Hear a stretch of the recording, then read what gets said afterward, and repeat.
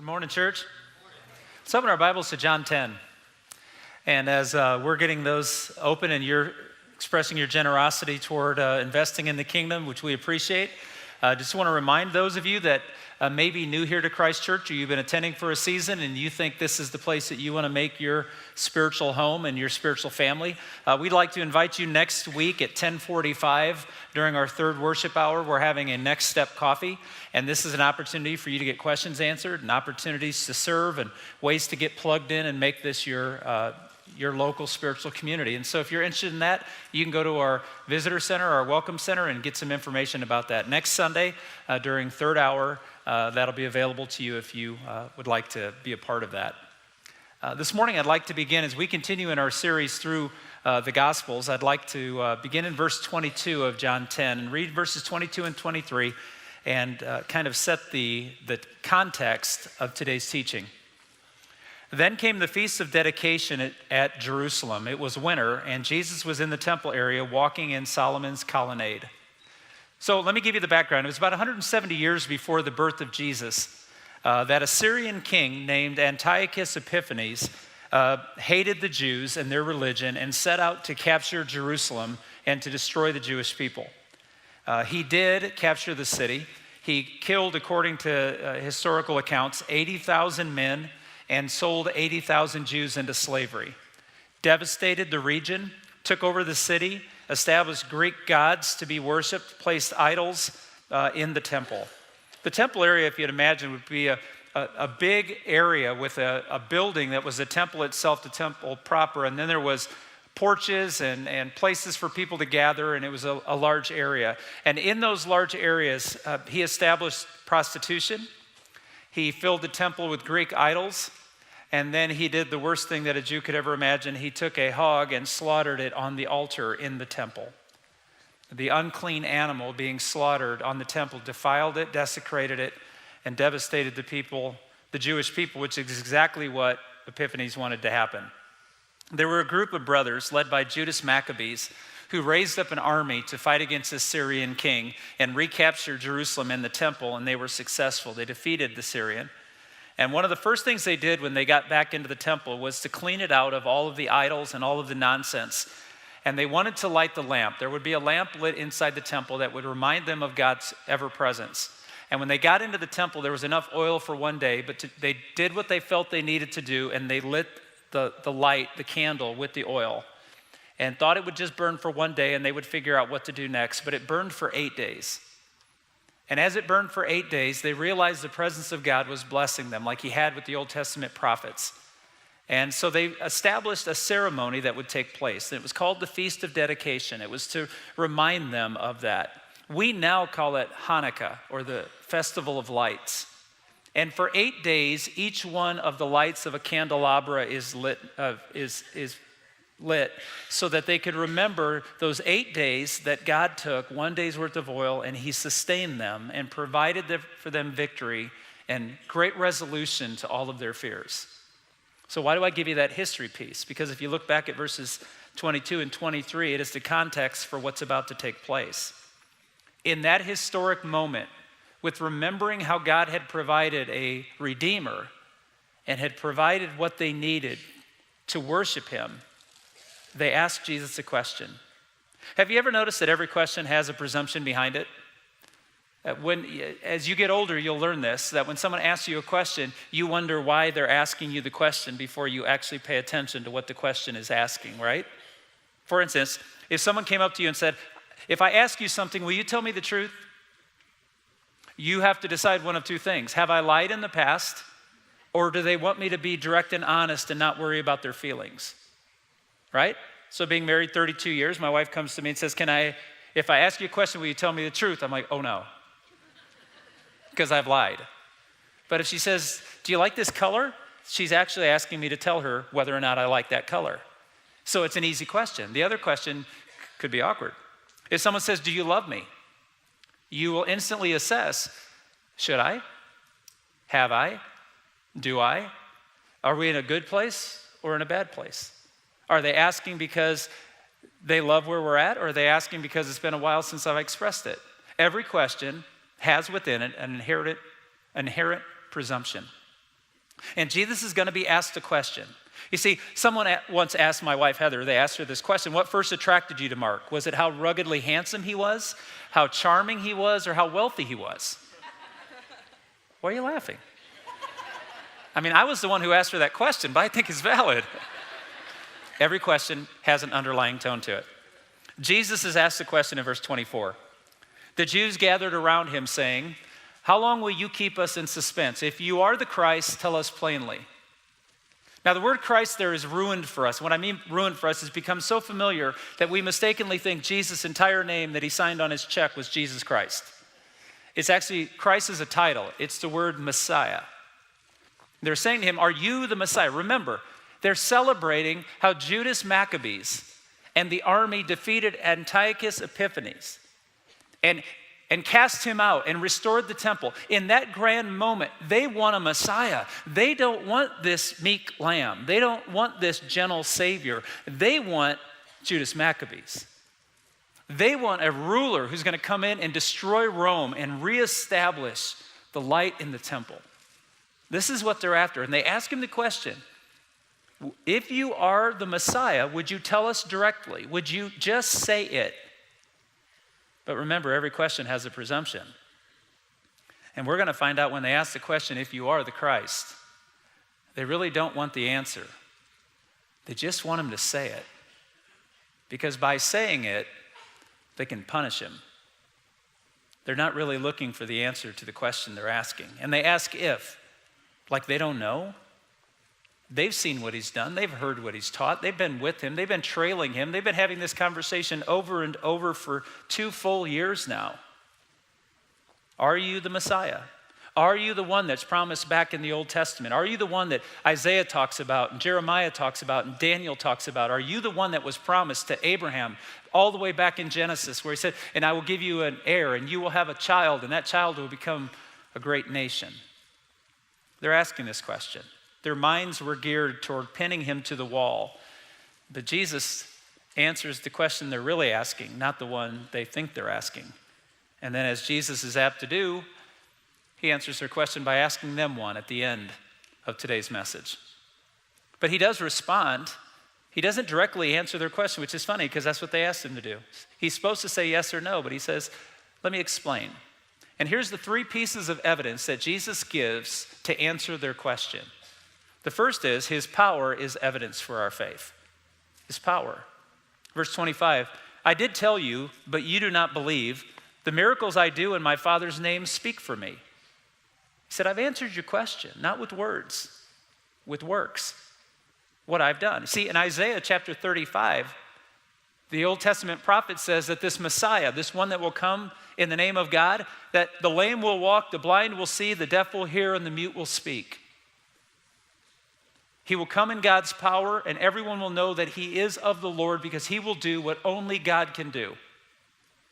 And there they'd seen Jesus raise a 12-year-old from the dead, heal a woman with a hemorrhage that she experienced for 12 years of suffering. He fed 5,000, then he fed another 4,000. He did it with the smallest of sack lunches. He opened the eyes of a blind man, and he healed a man at the pool of Siloam who had been an invalid. Check, check, check, check.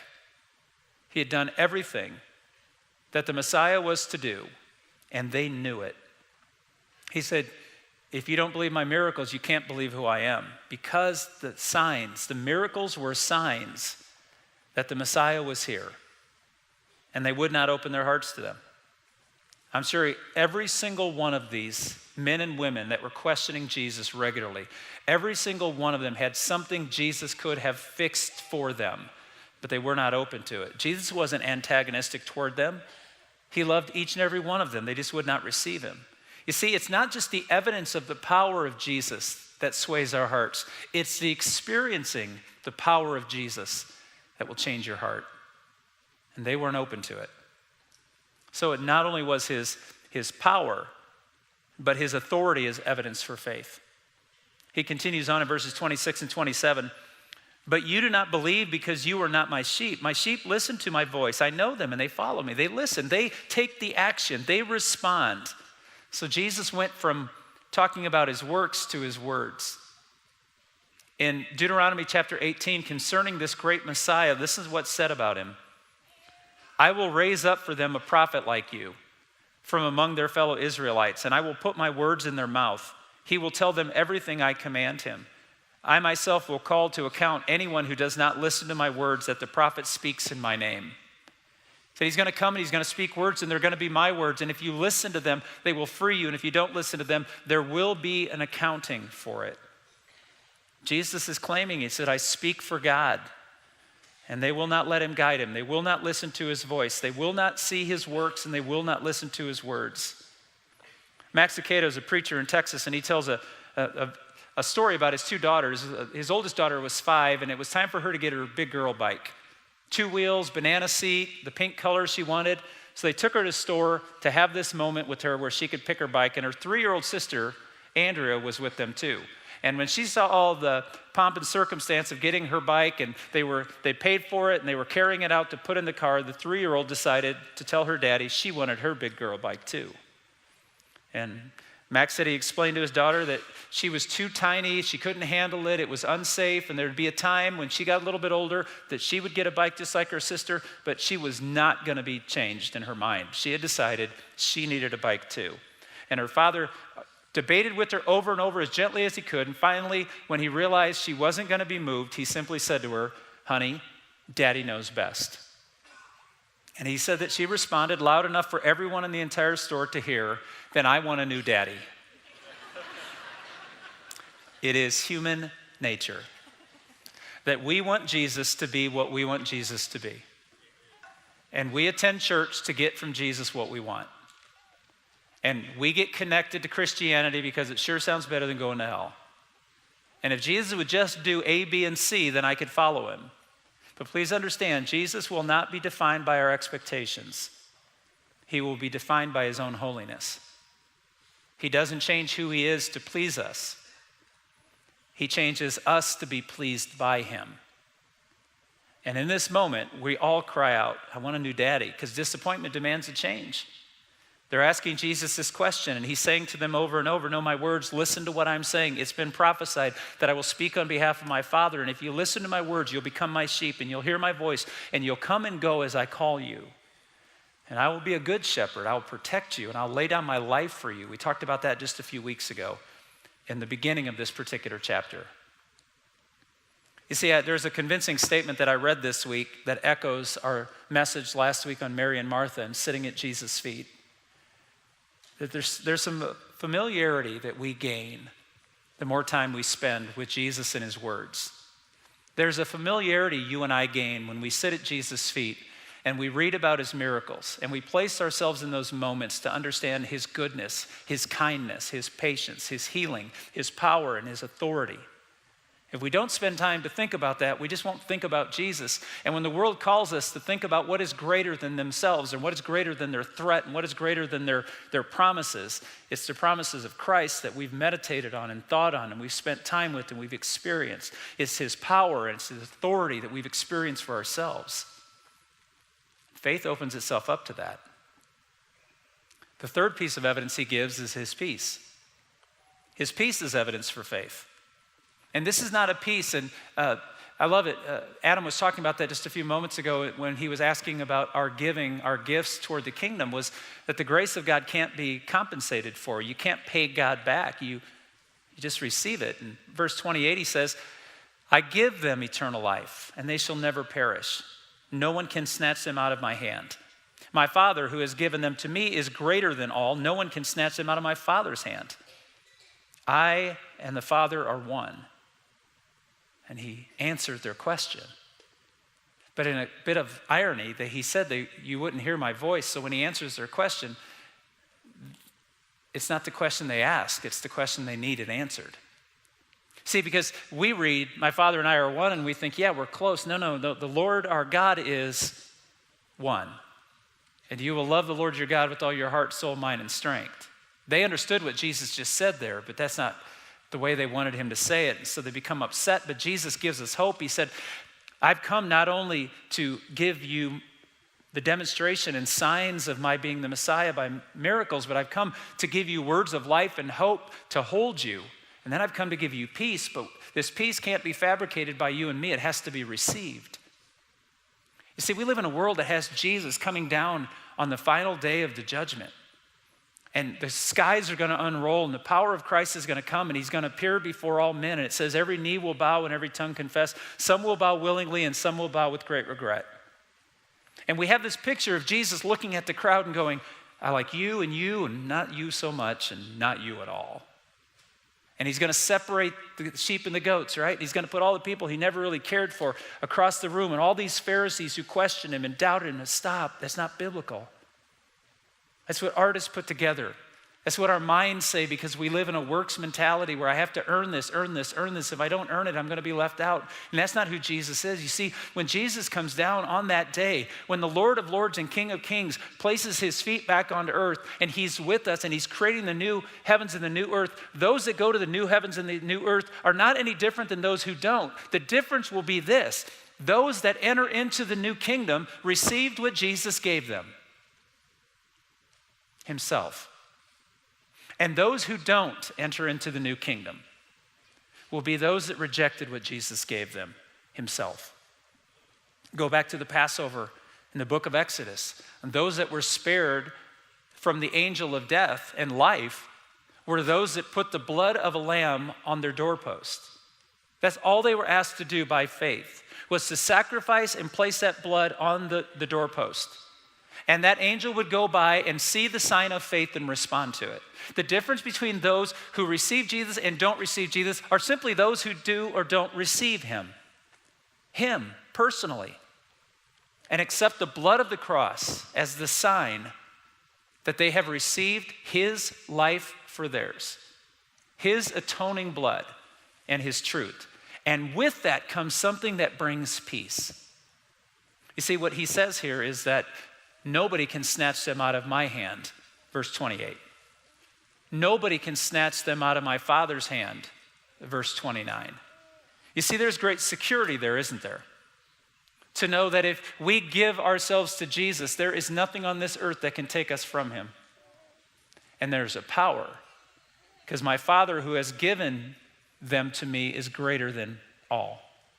There's a security and a power, and it's a perfect balance. And when you have security and power, when you are in control, you have peace. But I'm here to tell you that the peace that you and I have is not because we're in control, because we're not. It's those moments in life where I look back at my parents and I think, wow, what I put them through. Anybody else ever have that thought? I knew how much I put my parents through the first time we threw keys to Alex at 16 and he drove away without one of us in the vehicle. Now I realize with him driving, me in the passenger seat, I wasn't that much in control, but I felt like it. But when that 16-year-old popped in his car and started to drive away, here's the first thought that entered my mind. He has no clue how much power he has at his disposal and how insecure that really is. Parents, can I have an amen? All the students are rolling their eyes right now. You'll be a parent one day, and we'll roll our eyes at you. Because when someone you love drives away with that much power at their own control and they're unaware of how risky it is, it's a dangerous thing. So I've got good news for you today. The peace that Jesus brings has nothing to do with you. It can only be set on him. He is the one who keeps us secure. He is the one who has the power over all things. That doesn't mean our lives are going to be easy, and it doesn't mean that everything's going to fall just perfectly in line because we follow Jesus. No, it means he's going to lead us to death. And yet death has no threat to us because he overcame it. The blood on the doorposts will be our Passover. And the blood of the cross will be our freedom. And it brings us peace to know that Jesus has in control what we will never have in control. So what will you and I do with the answer? You see, they understood when he said that I and the Father are one. Verse 31, again, the Jews picked up stones to stone him. And Jesus said to them, I have shown you many great miracles from the Father. For which of these do you stone me? We are not stoning you for any of these, replied the Jews, but for blasphemy, because you, a mere man, claim to be God. The Jews had what they wanted. When he said the Father and I are one, he actually was declaring the Lord our God is one. And they knew what that meant. In a moment, remember back to the history where we started, in a moment where they were celebrating that God had provided for them with their measly bit of oil, God had provided 8 days of light. In a day that they were looking for a new beginning, to remind themselves that God had restored what had been taken from them. In that moment, Jesus was offering himself to them, and their response was to kill him.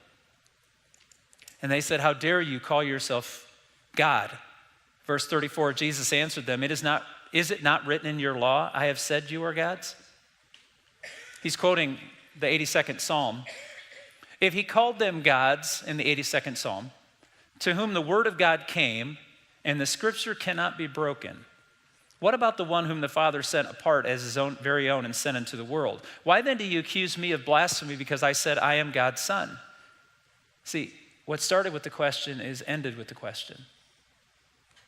Why are you surprised that God would send his son to do the things I'm doing, to say the things I'm saying, and to provide what's there?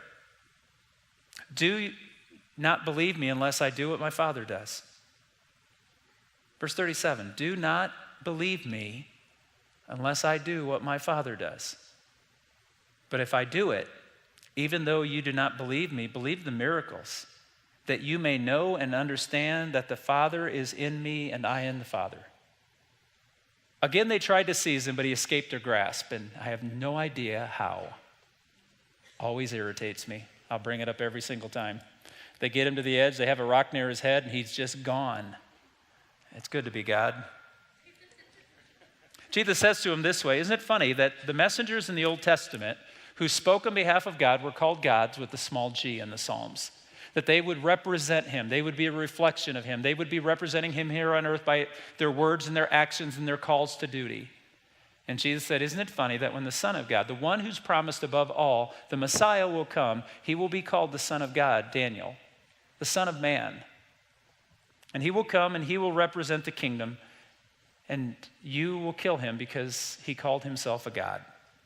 What started with the question ended with the question. It echoes in Matthew 3 when on his baptism, God cried out, this is my son whom I love, with him I'm well pleased. So what would happen in Luke chapter 9, this is my son whom I have chosen, listen to him.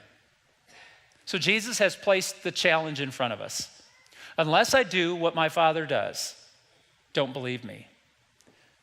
But if I do, if I reflect the Father and the Father's goodness, if you meditate on the things, if you discover who I am, if you listen to what I've said and what I've done, if you pay attention to it, if you sit, Mary, at Jesus' feet and contemplate and meditate and process, why was he so loving? Why was he so kind? Why was he so gracious? Why did he teach what he taught? Did he live that out? How did he demonstrate that? And then read through the rest of your New Testament and see how the early church captured the concept of the Messiah. They didn't base it on their own goodness. They didn't base it on their own best behaviors. They based it on who Jesus was.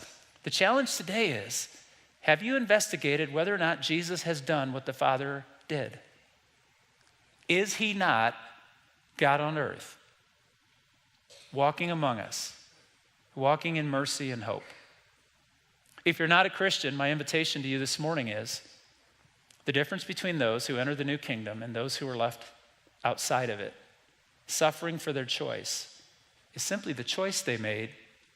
Having never investigated Jesus or contemplated who he was or what he did, they never received him. They never opened themselves up to him.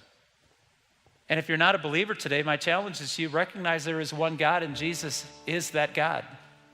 And he came to demonstrate the character of God, and he came to demonstrate the mercy of God and the love of God and the kindness of God. And the cross is not something he did begrudgingly. He went to the cross so that you and I would understand the mercy and love of God. God is pursuing every single one of us with great passion. He wants to guide your life and be a shepherd that protects you and guides you and trains you and focuses you so that he can deliver you. And if you are a believer, I hope you took some time this week to sit at Jesus' feet. And I know you may have tried it for a day or two and it just felt awkward. Everything's awkward the first time you try it. Will you sit at his feet? Will you spend some time going against what the world is telling you is most important, and remember how Jesus lived his life and how freeing and beautiful and glorious it was? He's challenging us. If I don't do what the Father does, then don't pay attention. But if I do, see, what started with the question ends with the question, but this question's direct. Do you believe he's the Son of the living God? Do you believe that he came to this earth to redeem us from the tragedy we brought on ourselves? That he can right every wrong and dry every tear and bring a smile to the hearts of every single person who understands the hope. His works were a sign, his words were a sign, and his peace is a sign. It's a sign that he's real. Will you investigate him? Slowly, carefully, look into the scriptures and see who Jesus Christ is, and come to the cross and take a knee and say, my Lord and my God, and find out what it means to be alive. This morning, if you'd like to become a follower of Jesus, the elders are going to join me up front. There are 2 tables to my right and left. And we're going to be standing at those tables to have a time of prayer with anybody who'd like to be prayed with, or if you have a decision that you want to make, spend some time asking yourself the question, is he God? And is he doing the work of God as promised in the Word? And if today's the day you want to make a decision to follow him, we would celebrate with you life in Jesus. Let's stand together.